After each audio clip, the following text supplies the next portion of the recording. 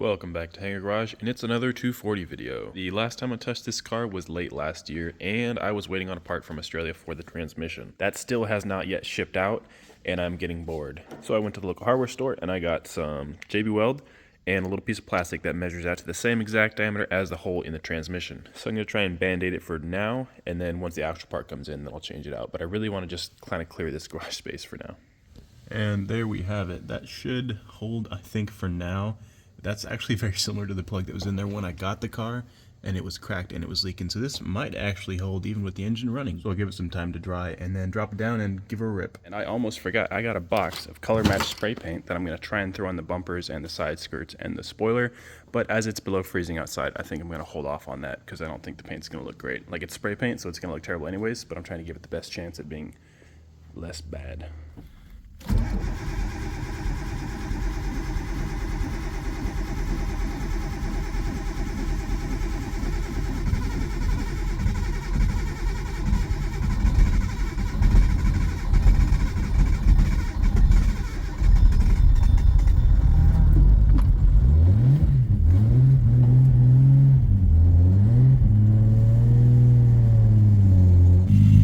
Start is never very good on this, but it started. It seems to be running pretty smooth, and I don't see any leaks underneath, which is a good sign.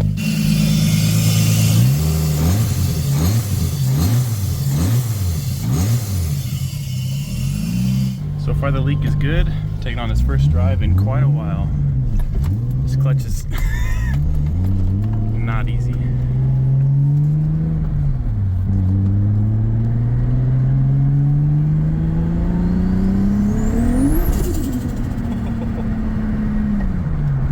That never gets old.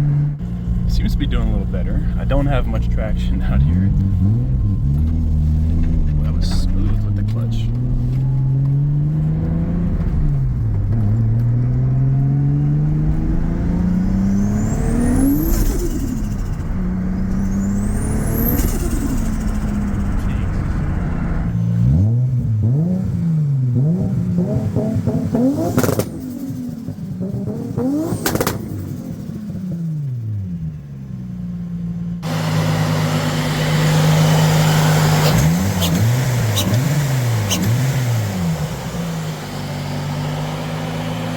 That was fun. Let's turn this thing off. It's a couple weeks later, and I have spray painted the rear bumper, so I'm going to throw that on there and see how terrible it looks. Bumper is on, and it doesn't look great. The color, crazy enough, is not a perfect match, so I'm sure it has absolutely nothing to do with my prepping and painting skills. Of course not. This is the stuff that I use. Super color, perfect match. So, judging by how that turned out, I don't think I'm going to do that to the rest of the body kit, the side skirts, the bumper, and the spoiler. Maybe I'll take them all off and take them to an actual paint shop to get it like properly done, but probably not. But it is now, once again, test drive time. And for this test drive, I've got a full tank of E85 in there, so it should make a little bit more power than it has previously. Previous owner said this downed at, I think, like 380 wheel horsepower on 91 octane pump gas, but I think 550 on E85, so I'm going to put that to the test.